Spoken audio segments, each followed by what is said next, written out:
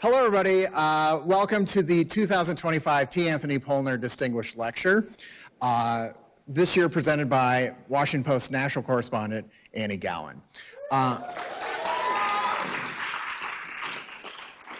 My name is Lee Banville. I am the director of the University of Montana School of Journalism, and it is my pleasure to welcome you all here, to congratulate you all on finding the Alia Auditorium, which is not always intuitive. So good job. You've all earned your first step towards being journalists by finding the room and getting in it on time. Secondly, I want to also say that if anyone needs an update on the Mariners score, I know this is a tough time for you all to sit in a room and not know. Feel free to text me. No, I'm kidding. No, we really appreciate you all being here. This is an important night for us. It's one of our most public presentations where we talk about journalism, the state of the Fourth Estate, and also its role in our collective civic life. I also want to take a second to thank my boss for coming, the Dean of the College of Arts and Media, Dr. Jennifer Kavanaugh.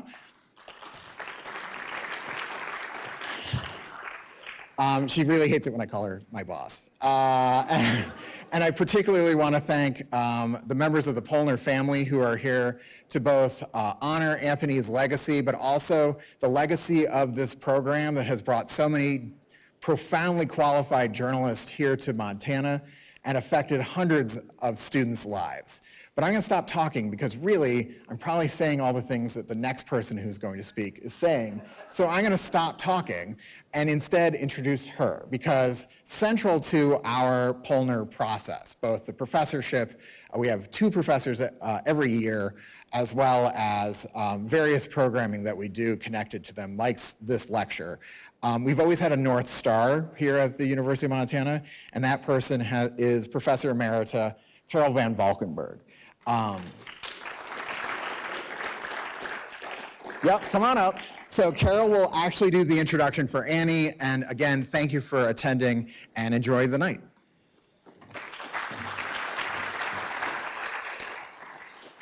Thanks, Lee, and you did steal some of my stuff, but I'm just going to go with it anyway because I'm not really great at ad-libbing. Good evening, how's that? On behalf of the faculty in the School of Journalism, welcome you to the 25th Annual T. Anthony Pollner Lecture. As you've just heard, I'm Carol Van Valkenburg. We come together tonight to celebrate the legacy of a bright, talented, and memorably irreverent young man, Anthony Pollner. This year marks 24 years since his family's sudden loss. I know they think often, still after all these years, what might have been. Where would his talents have taken him? Who would he have shared his life with? What children might he have had to love as intensely as his parents, Ben and Alice, and siblings, Amy and Edward, did him? These yearly convocations are, in many ways, joyful because we get to remember how funny and how sometimes outrageous and how always bold Anthony was. Yet I know over all these years, the fall lectures have been a wistful occasion for Alice and Ben and his siblings. As grateful as they are for the chance to let us speak again about their beautiful boy, as Alice often says, it's bittersweet. The sting of grief is not as sharp as it was in May 2001, but the pain never lies too far from the surface. The Thorpe and Pollner families took that pain and transformed it into the most significant gift that the School of Journalism has ever received. Since the program's inception, we've had 36 marvelous journalists share a fall or spring semester with our students and faculty. For many students, the experience has been life-altering. To sit down with a Pulitzer Prize winner or a National Magazine Award recipient and talk about story ideas and their execution. It's thrilling, but often the real benefit continues years after graduation. Just last week, a former student who is a finalist for a reporting fellowship with the New York Times contacted me and a few other faculty members for advice about how to untangle and investigate the corporate finances and investments of a major private capital company pouring millions of dollars into Montana.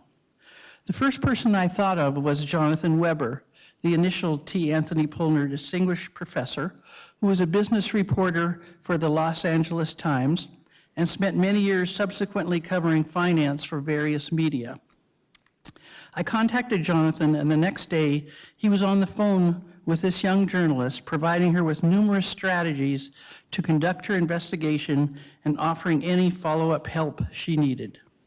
That's just a recent example. Pollner professors are never former Pollner profs.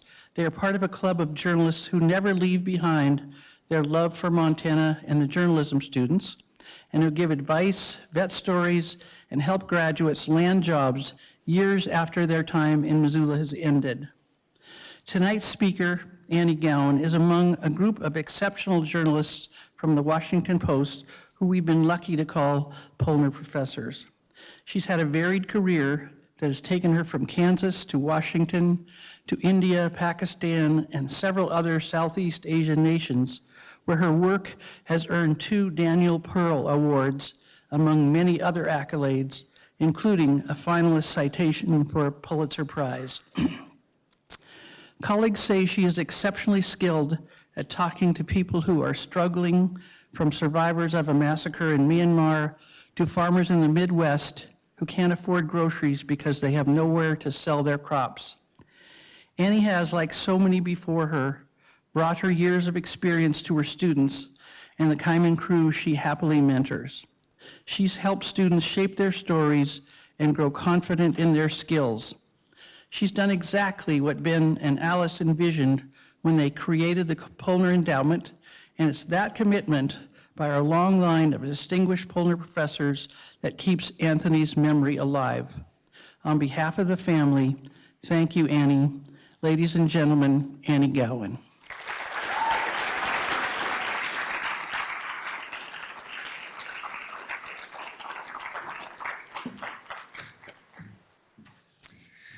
Okay, thank you, Carol. That was great.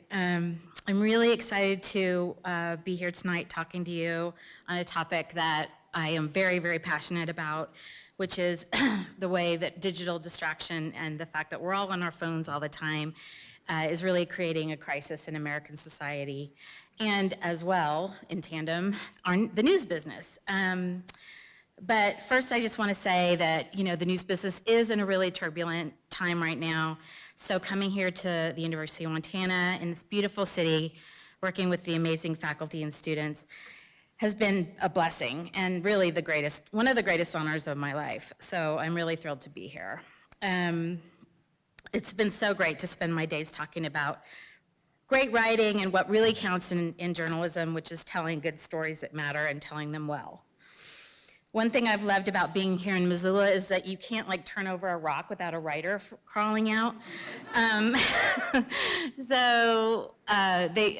Everybody has been telling all these great stories about, William Kittredge and Richard Hugo, and did you guys know that Carroll O'Connor, who was Archie Bunker, was a Kaiman editor, and he quit in disgust because the school destroyed some papers that they had put this unflattering cartoon of the Board of Ed, picturing them as rats eating university money.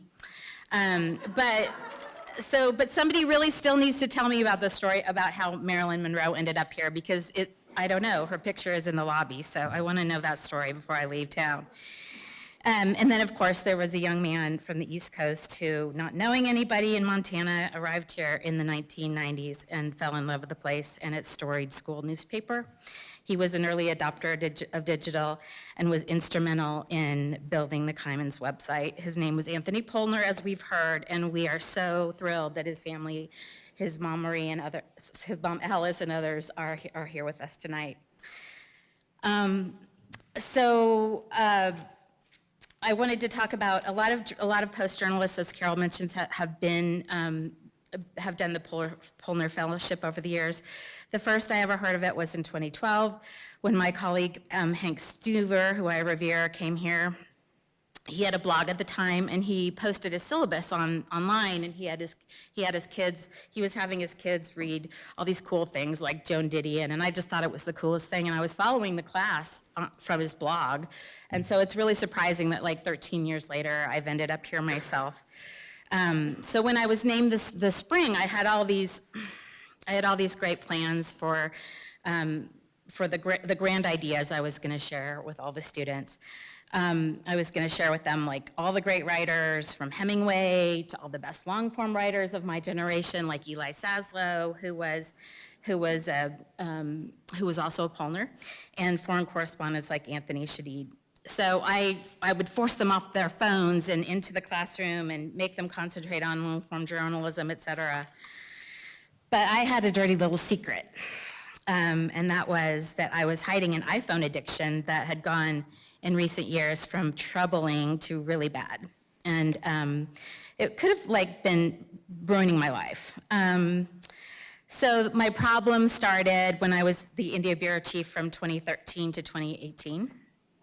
As I was winding down for the night in Delhi, the office in DC was just winding up, or waking up, so I would spend my evenings on my phone with my friends back in the States and looking and see what my editors were doing, et cetera. So the problem only worsened when I returned to the States and moved to Kansas to be the Post Midwest correspondent in 2019, right before the pandemic. After being on my phone all day at work, I would just scroll on Instagram and other social media, sometimes until 1 a.m. My screen time skyrocketed. So at the same time, my ability to focus on anything longer than a tweet began really becoming impaired. So unread books piled up on my bedside table. My New Yorker subscription that I'd had since I was a teenager went untouched. I would save my colleagues longer stories to read, only to never to return to them. So I'd vowed to do something about this problem for years, but I was making a lot of excuses about it. I told myself, my hours of doom scrolling are just stress relieving after my tough job. I need to keep up with my friends. I'm in Kansas, they're all over the world, and I needed to be on 24/7 since I worked for a 24/7 news operation. So do you guys remember when the plane and the helicopter collided over Washington, D.C. earlier this year? So do you know how my editors found out about it?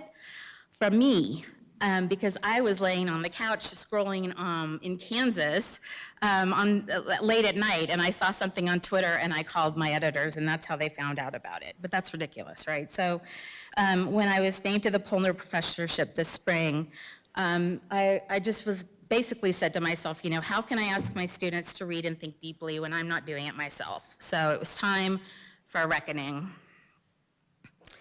So I launched on a journey not only to reduce my own screen time, but to learn more about what this digital distraction is doing to our brains and our lives and our families and to societies as a whole. And what I learned on the journey was I felt truly alarming. So Americans now spend, let's see if I have this, an average of 5 hours and 16 minutes per day on their phone. This is just one study, so there's studies that have a lot more screen time than that, but this is just one example. And of course, the younger generation has more time. The Gen Z, 6 hours and 27 minutes, millennials, 5 hours and 28 minutes. Not surprisingly, another thing that's started happening is that the number of people who've actually read a book in a given year has plummeted. So the most recent study of arts participation by the NEA, the National Endowment for the Arts, has shown that only 48% of adults reported reading a book in the last year, compared to 52% 5 years earlier and 54% 10 years earlier. And so reading rate for novels and short stories fell even more, with only 37% of adults reading a novel or short story. So much for Hemingway. Needless to say, this has had a huge impact on the news business, which relies on eyeballs, but we're going to talk about that in a bit. But first, I had to do something. So I want to see a show of hands, how many people are worried that they're spending too much time on their phone? Almost everyone.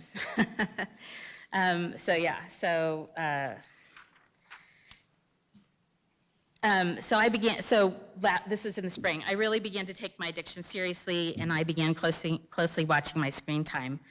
So I'll show you a screenshot of my screen time when I started this journey.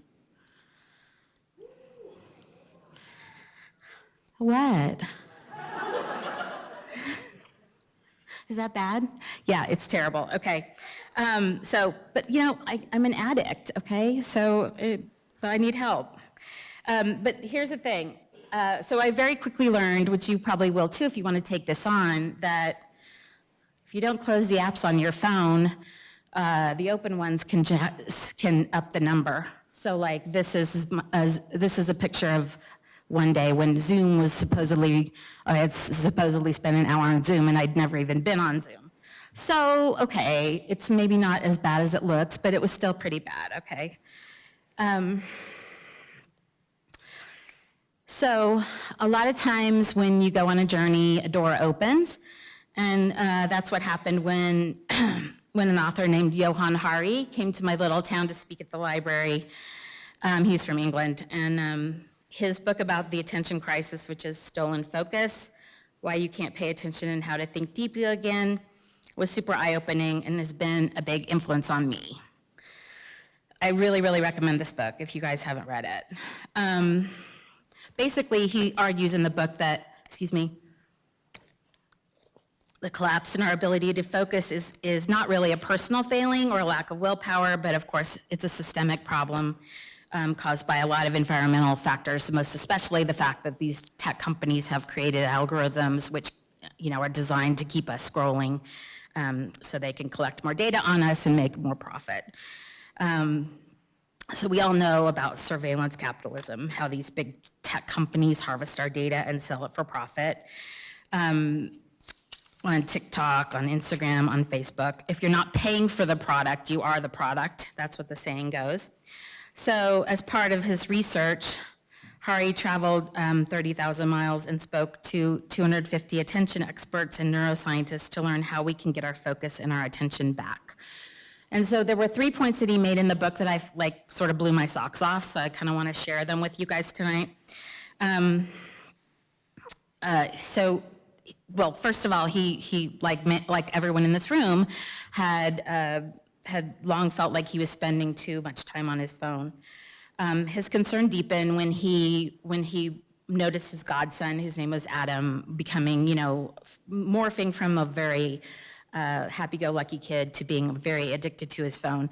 So he proposed that he and Adam had loved Elvis when he was a young man, or a young kid, and so Hari said, like, Adam, I'll take you to Graceland, but I'll give you but on one condition only, which is that you stay off your phone.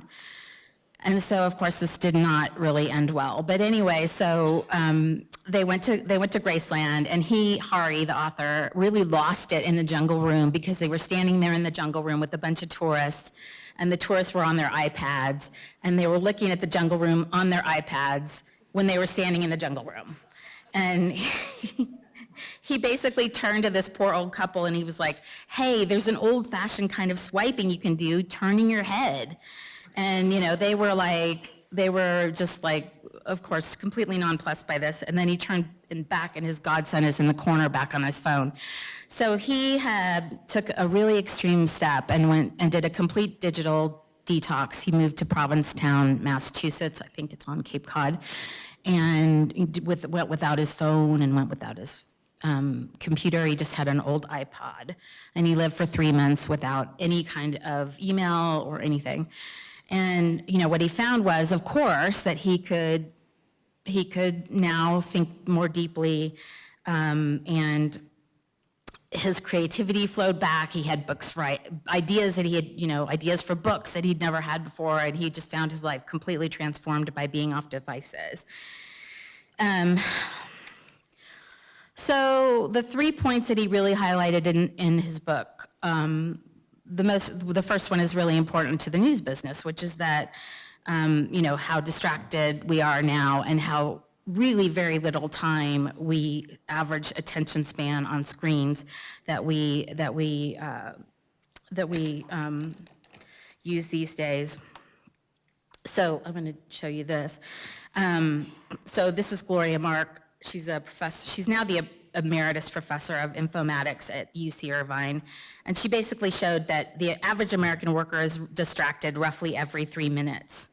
And then she studied for years the average attention span on a screen, which used to be 2.5 minutes in 2004, and now it's 47 seconds, basically.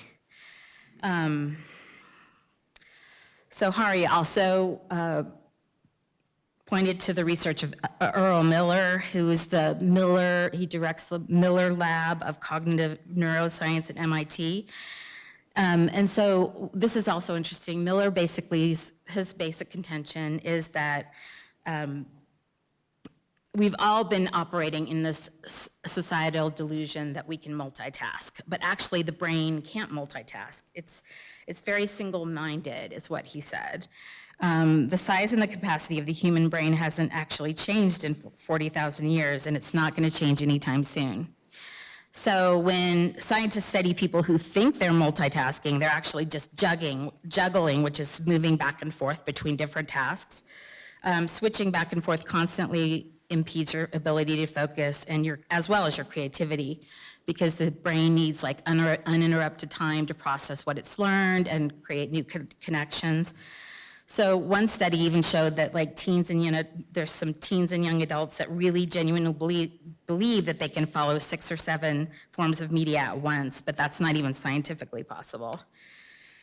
Hari also sounded the alarm about the collapse in sustained reading, which I think is like one of the most disturbing things in this book, and its dire consequences for our society as a whole. So it's really sobering to read about this. So I've already mentioned, that up top, the studies that show how the number of Americans who read books are plummeting. But there's also a bunch of research that shows that the way that we're constantly processing information on screens is really impacting our ability to focus in dramatic ways. So there's a woman named Anne Moggen, a professor at the University of Norway, and she's been researching this for like 20 years. And she basically shows that the way a physical book trains us to read, a physical book basically trains us to read in a particular way, which is linearly, right? Focusing on one thing for a sustained period. But when we're on our screens, we're more likely to be like scanning and skimming on our screens. So the studies show that there's a huge gap in retention and what you actually learn between a physical book and a screen. And for kids, this can be huge. The gap between screens and books is so great that it can really impact the equivalent of nearly a year's growth in reading comprehension for elementary school students, the scientists say. So this was like the sobering thing. He argues the fact that our society is increasingly distracted has ramifications way beyond just individual iPhone use. If nobody can think clearly for sustained periods of time, he says, how can we as a society solve major problems like climate change, nuclear proliferation, or rising political divides? So he wrote in the book, we as a society are losing the ability to engage in deep, long-form reading, the ability to follow a complex argument or narrative for an extended period, a fundamental skill that's being choked off by the culture of distractions, he wrote.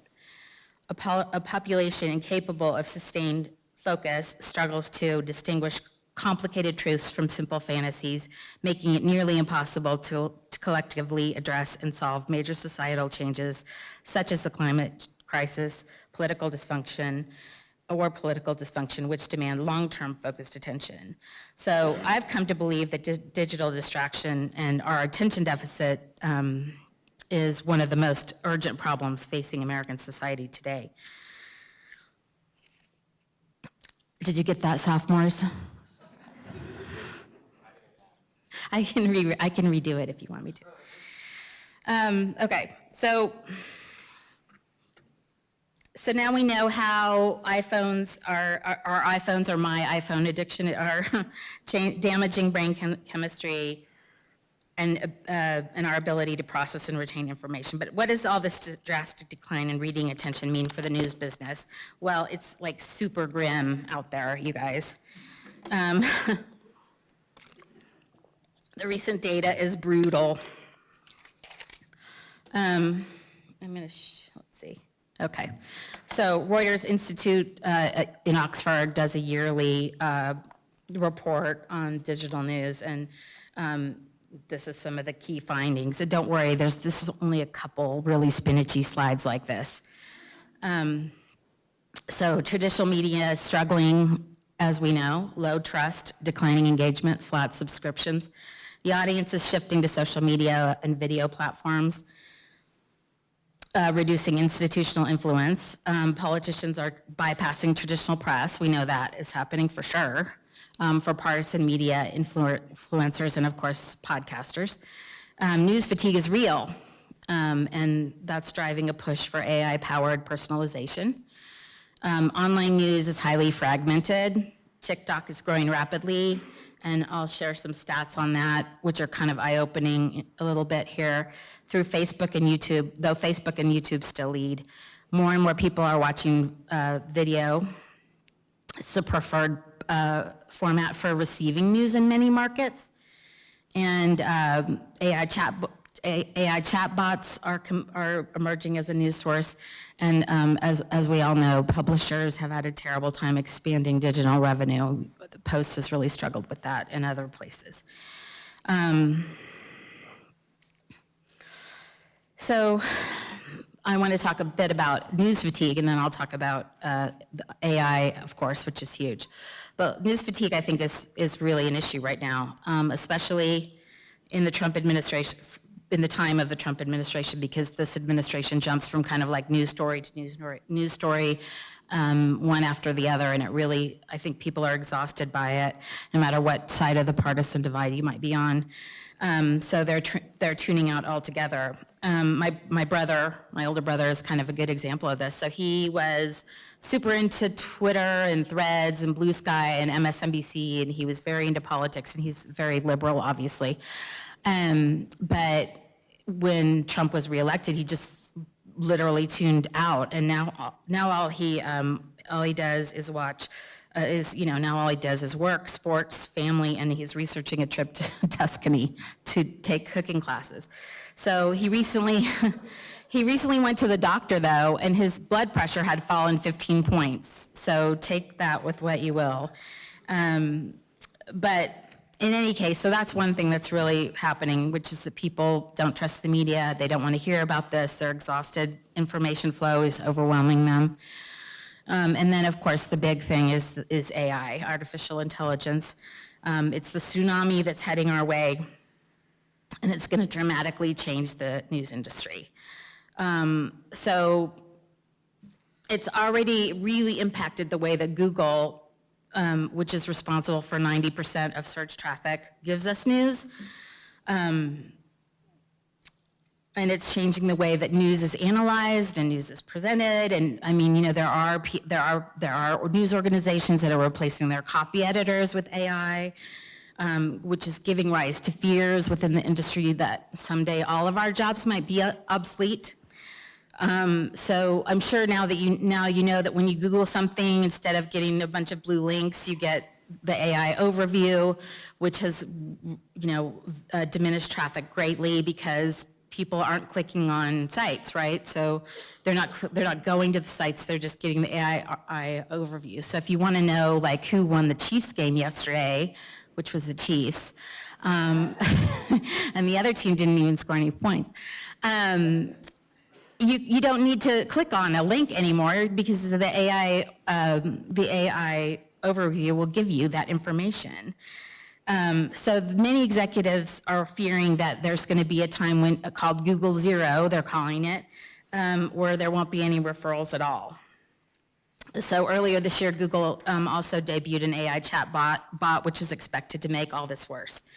So Nick Thompson, the CEO of the news outlet The Atlantic, told employees that they should assume that traffic from Google will drop towards zero over time. Google is shifting from being a search engine to a answer engine, he said to the Wall Street Journal. We have to develop new strategies. So one of the big things that was in the Reuters study was the fact that so many people now prefer to watch the news rather than read it.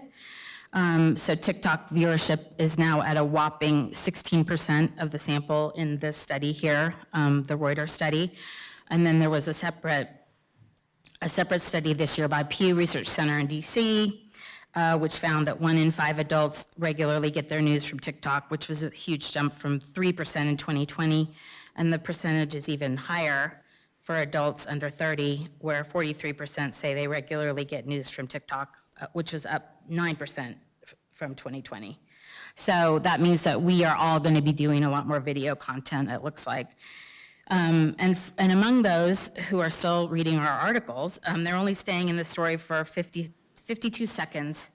So this is from Chartbeat, which is an analytics firm, which doesn't bode well for our cherished long-form pieces, our narratives, and deep investigations.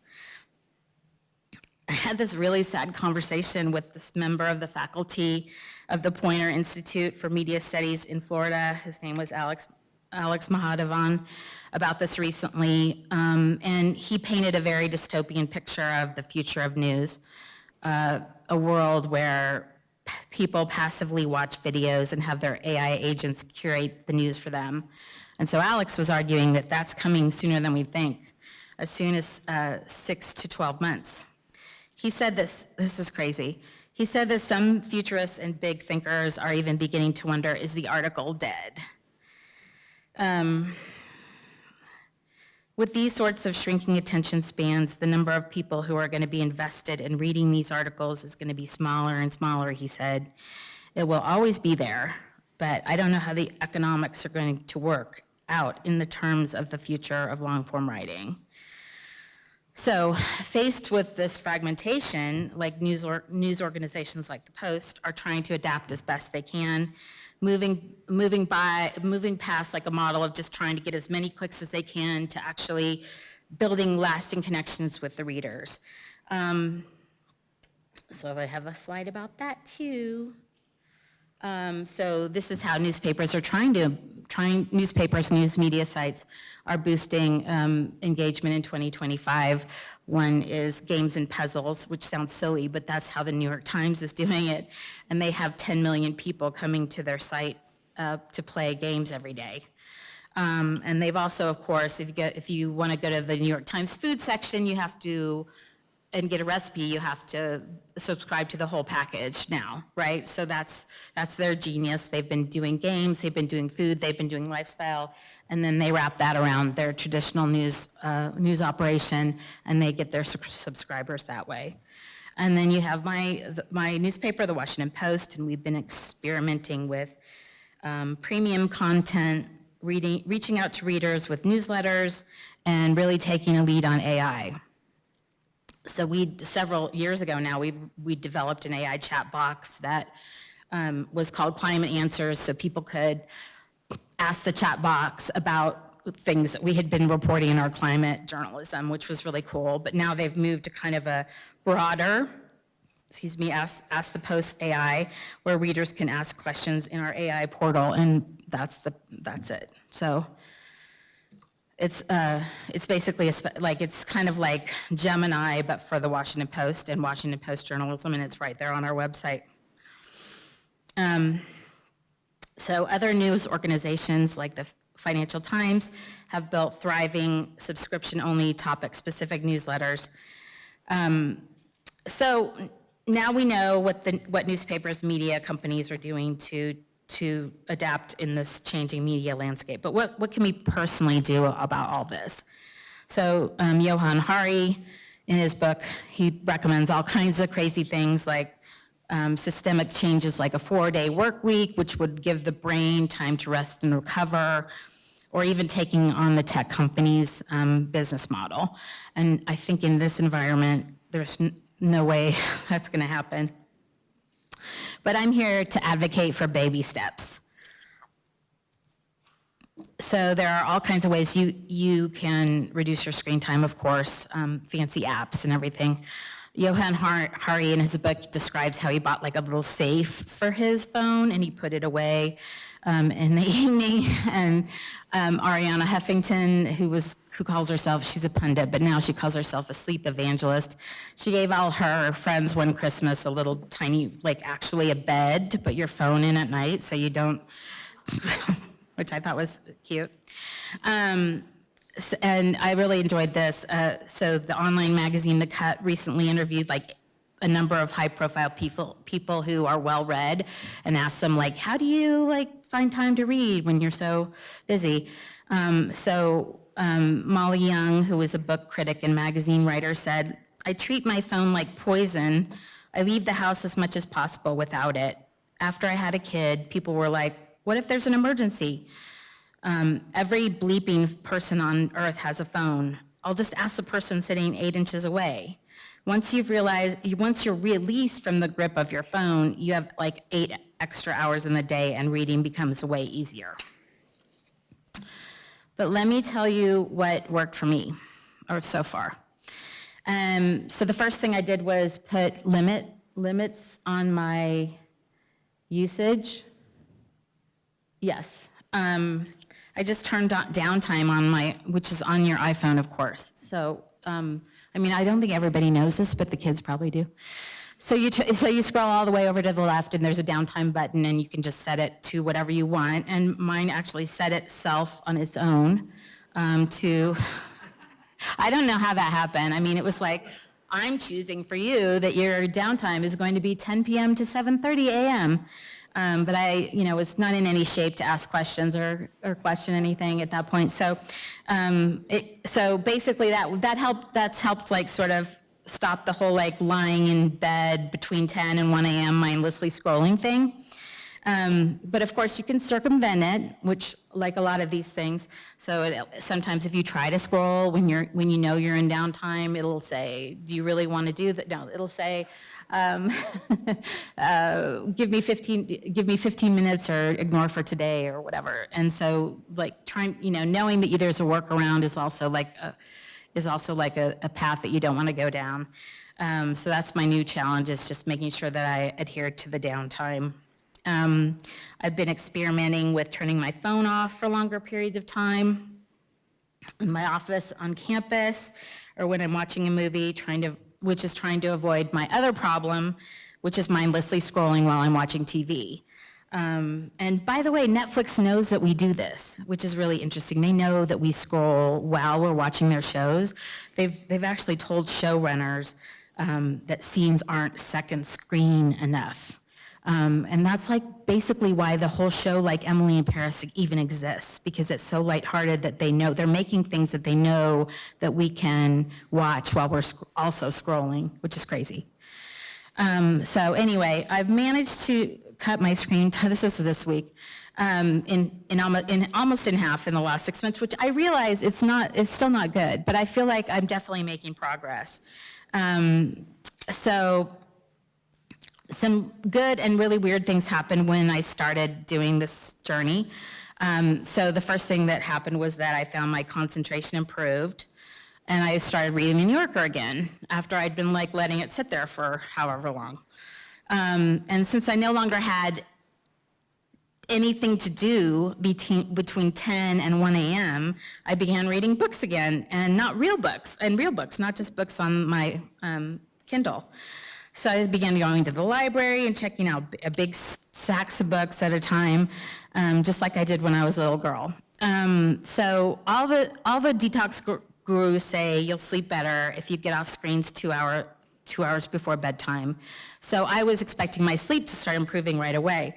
But weirdly, the opposite occurred. I don't know why. During the first week of my experiment, when I was doing the downtime thing, I actually had a super hard time falling asleep.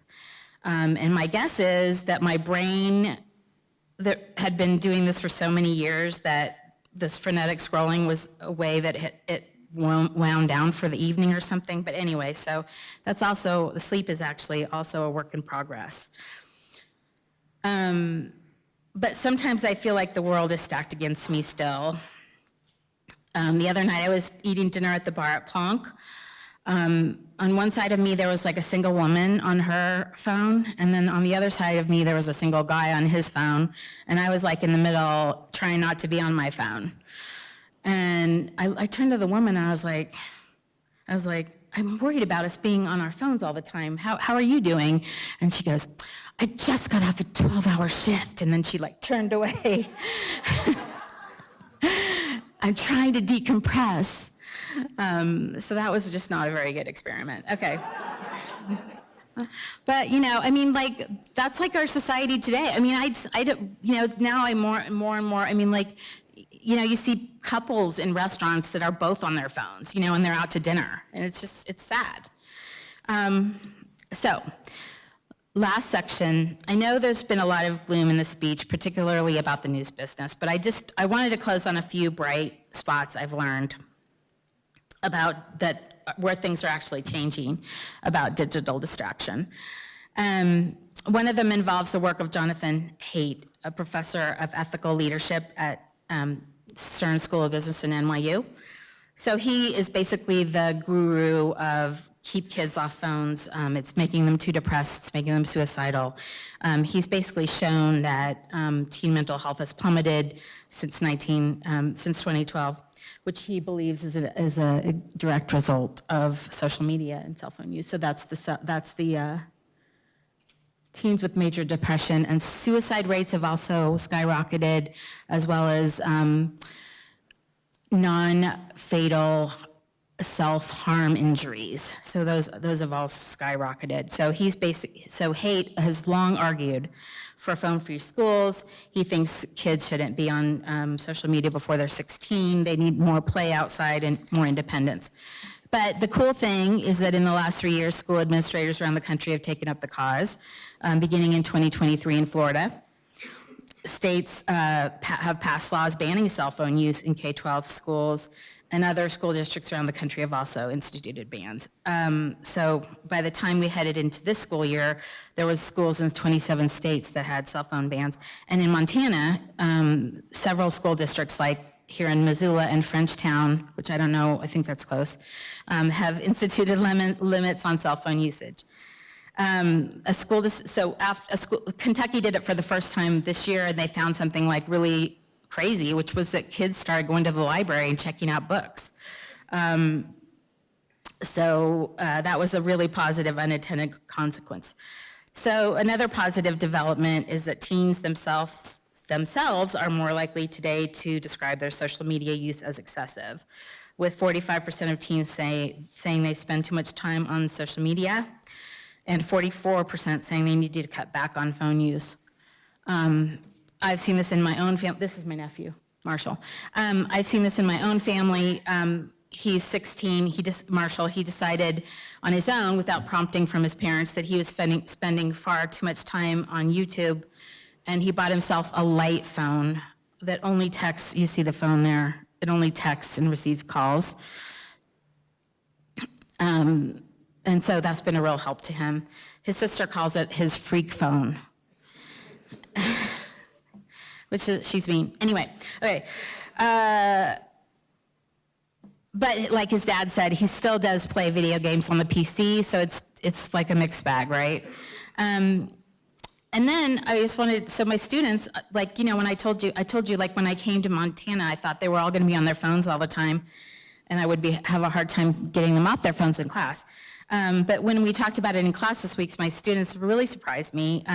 So turns out that most of them were a lot more evolved on this issue than me, which when you've seen my screen time initially starting, probably shouldn't be no surprise to you.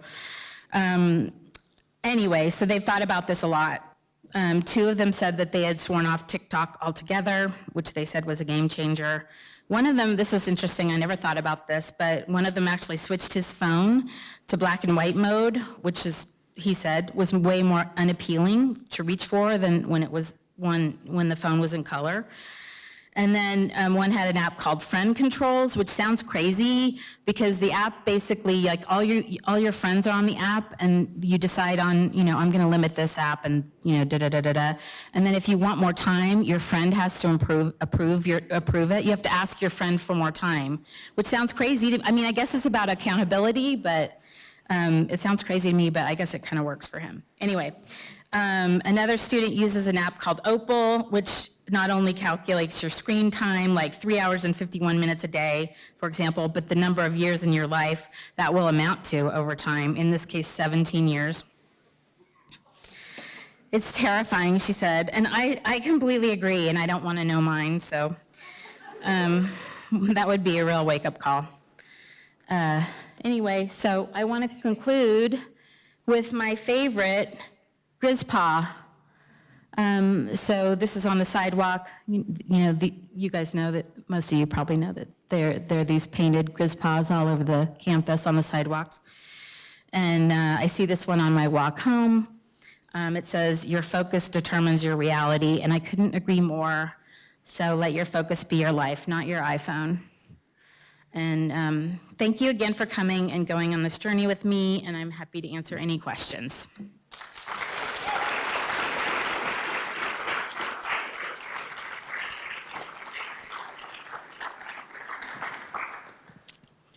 So not to date myself, but I'm not going to play the role of Donahue. So if you have any questions, please, and I'll explain that to you guys later, the college kids. Raise your hand and I will run the mic to you. We're recording this lecture, so we do want to get the mic to you before you talk, so I will head this direction.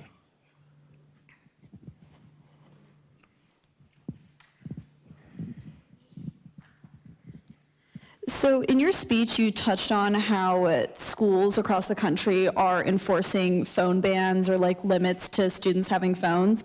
And there's been kind of a controversy around this topic because we do unfortunately have active shooters in schools, and that can be an only way that students can contact their parents. Should that play a role in considering like whether or not phones should be banned, or is like, do you think like the positives of phone being banned like outweigh that risk? Yeah, it's an ongoing debate, isn't it? I covered the floods in Camp Mystic over the summer, and in that particular case in Camp Mystic, Camp Mystic had this sort of like old rustic feel, and none of the kids had cell phones, and even the counselors didn't have cell phones. So when the floods came, they really had a hard time communicating with each other as well as the outside, emergency responders. So it's an ongoing debate, I think. I'm not sure what the answer should be, but yeah, so it's just, you have to balance public safety with I think that there's some school districts that have limits, they lock the phones in pouches, but it's an ongoing debate. Hi, Annie. I was glad to finally see your screen time, not just, she wouldn't tell us in class. I was embarrassed. I was ashamed. I was scrolling on New York Times today, and I recently updated the app, and it now has reels for news feeds, and I was very interested in that because it feels like taking the social media aspect of journalism and just putting it right on the app. Do you think that's a positive direction for magazines and newspapers to go, or do you think that's going to continue to kind of harm our attention span and our news diet? Perfectly current, and thank you for your question. I think it's a perfectly current thing to do because that's what I meant about we're all going to be doing, all of the people in traditional media are going to be doing way more vertical video because that's how people are getting their news, right? And so it sounds to me like I haven't seen this particular turn of events on the Times website, but it sounds to me like that's what they're doing. They're trying to take that back. I know that they're doing. I also do know that I think you see this with the New Yorker and the New York Times. They have their critics, who've never actually crawled out from under their mushroom toadstool, and they're in the light of day and they're pale, but they're talking about movies and on video because they have to. They want that audience for themselves. They don't want to cede it to TikTok.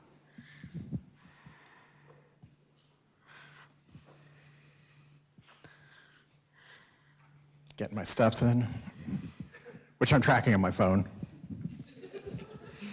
I was curious how you see that shift toward short-form video content and so on transforming the skills and sort of how journalists operate who've traditionally operated through like print or publication work? Well, that's what I was saying about the critics. I mean, you have people that have never been on video before who are suddenly having to do that. And I mean, I've seen so many different like iterations of this over the years. There was a time when they thought Facebook Lives were going to save traditional media, and we all had to do Facebook Lives. And the first one I did, I had the cat. It was a princess filter on it. Luckily, nobody was watching. But, and then it was like Snapchat, and then it was, they've said they want us to do video, and then they said they don't want us to do video, and now they're saying video again. So, I mean, it's just everybody's like trying to sort of, it's always kind of a process of like, what is going to work? What is, what's the next best thing? What's going to save us? It's always a constant evolution, and the vertical video is the latest thing.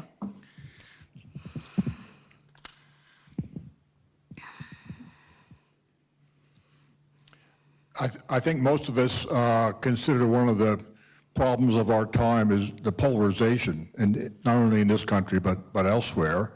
And some of that is linked to the different way we get our news. I find your description of AI-driven personalization of news to be very, very scary and a step very much in the wrong direction, unless that personalization is done to challenge the views of the person who's being fed. Do news organizations have a responsibility to cut polarization, or just make profits? Or just what? Or just maximize profit? Oh, maximize profits. Well, the thing about AI is that I don't think people really know. I mean, I think we're at the very, very cusp of it, right?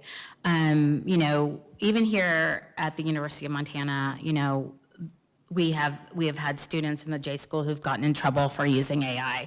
But when the Kaiman had an article about a professor who was an expert in AI and actually allowed his kids to use AI.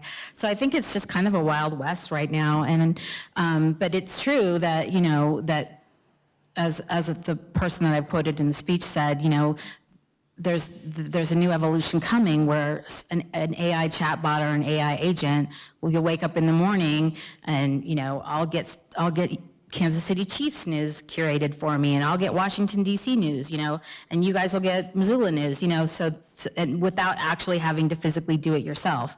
So, and it is a disturbing trend, because that continues to limit what we see that is not actually in our worldview, right? So. It is quite. And again, I don't think how people really know how it's going to play out at all, and it's just like at the very, very leading edge of all of it.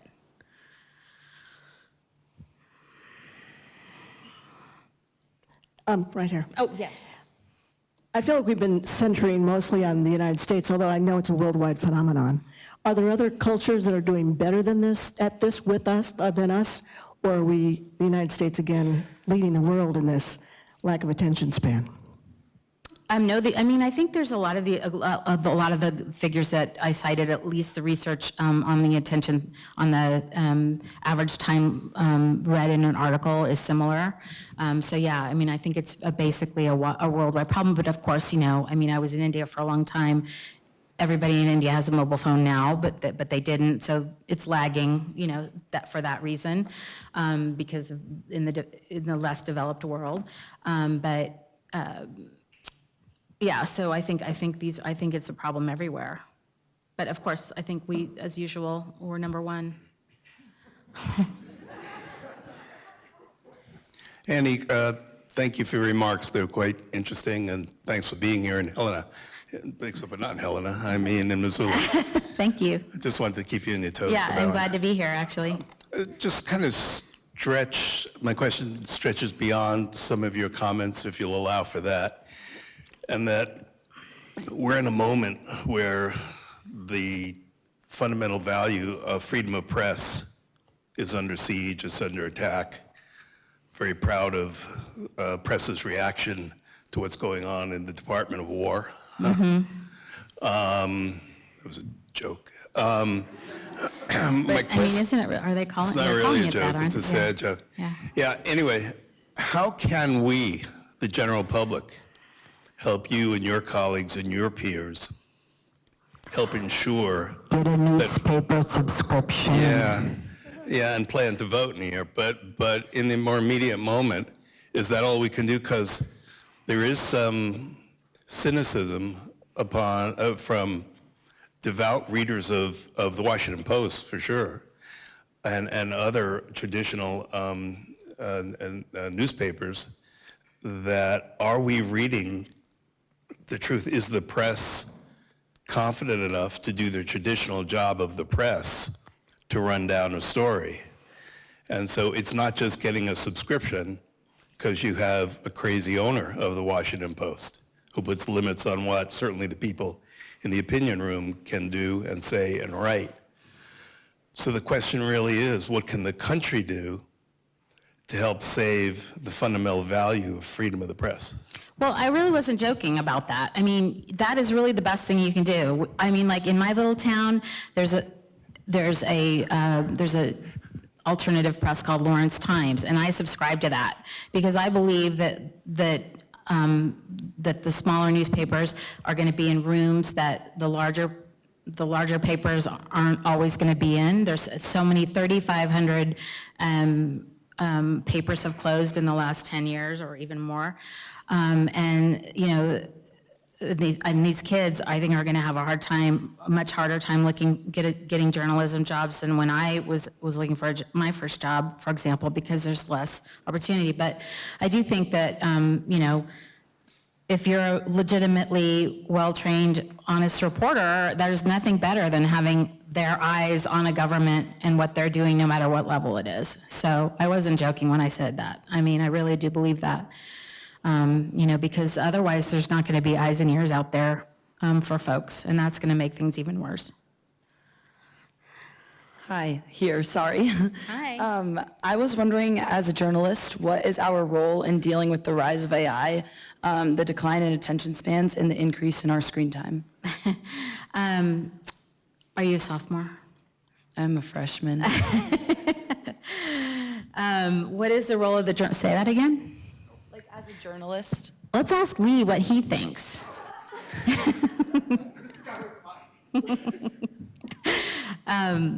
Well, I mean, like I said before, I think we, with AI coming, I think that we all have a responsibility to figure out how to use it responsibly, right? You know, because there's all kinds of things you can do now with AI. If you're writing something, you know, you can have Gemini do your research for you.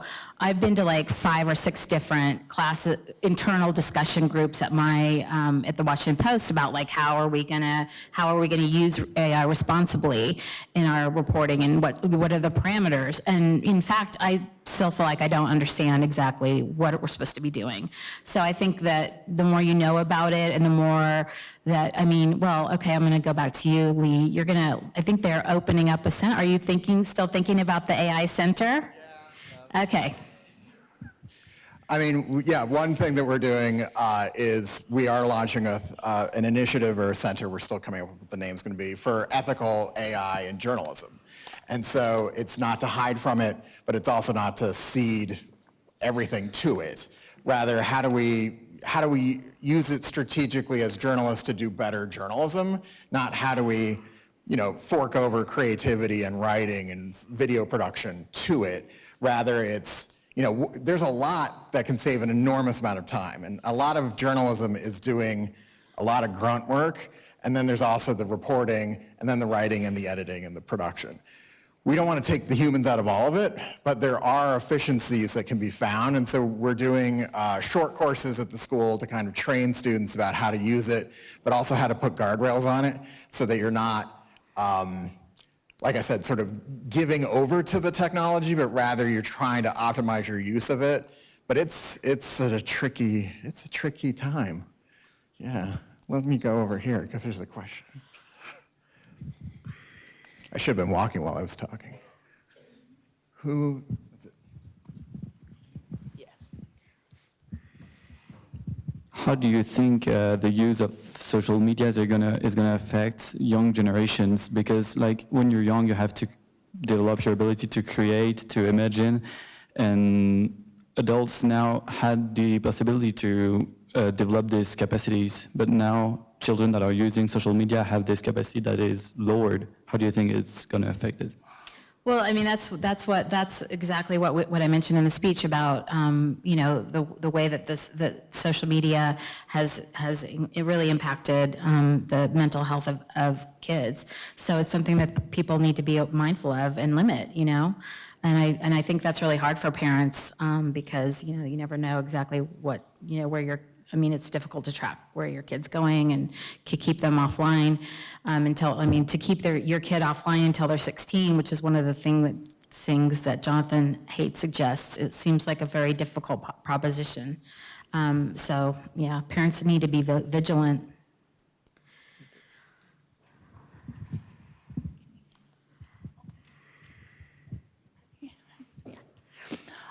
So I would just have a question on whether you think the digital age has contributed to the mistrust of journalism and how we can rebuild that trust in the same age, in the same process. Yeah, it's one of the most difficult things facing journalism right now, which is the age of information. I mean, and the way that, and because AI is changing at the speed of light, you know, it's way better than it used to be, right? So when AI first came out, if there were fake videos or fake websites that it was creating that we saw online, it was pretty obvious that it wasn't that. But now, you know, I think people get fooled all the time now from AI, and so we just need to continue to be vigilant. And you know, I mean, it sounds crazy, but like the other day I posted this, I told my class this already. I posted this video on my Facebook page, which is private. It's not like a public Facebook page, but it was about, I'm a bird watcher, and it was about the Buffalo Bills were talking about bird watching, and I thought it was so funny. And then I ended up taking it down because I was kind of like, is this actually like AI? Like, who got the Buffalo Bills players to actually talk about bird watching? And so I wasn't sure, so I took it down. And I mean, maybe it was real, but like, I think we just really need to, in our minds, I mean, now when I'm on Twitter or X or whatever, or on Instagram, and you see something, you always have to stop. Is this real? Where is this coming from? What's the original source of this video or this, you know, meme or whatever? And when you have a breaking news story, that's another thing, because things move so quickly, and fake news can proliferate so quickly when there's a major breaking news story. I think we have time for one more. Okay, all right. Let me walk to the back. I'm walking. Kind of more specifically on that question, when, I don't want to say reporters, but influencers on social media are posting on subjects such as the President of the United States posting AI videos about dumping poop on protesters, and major news outlets aren't reporting on those, how does that influence public trust in the media? Are they now reporting about that? Because I think I saw a news story about that. I haven't seen anything except for on TikTok. But did you look I off have looked, TikTok? yes. Yeah, okay, so it was on NPR. I know, it's hard. I mean, you know, I see your point. I mean, it's really hard to keep up with all of the things that are done by our president. And there's a lot of memes and a lot of things that he posts that aren't really actually in, you know, good taste. And so, you know, I don't cover politics, but I know the politics team at the Post is having constant discussions about which one of these crazy things rises to the level that we need to start covering it, or, you know, mentioning it in a blog item, or a live update item. So it's you know, it's a constant discussion about how much ink, it's an old-fashioned term, are we going to give to those memes. Well, and the conversation will continue. And so, Annie, thank you so much for taking the time and for your presentation. Thank you for having thank me. you all for It was coming. lovely.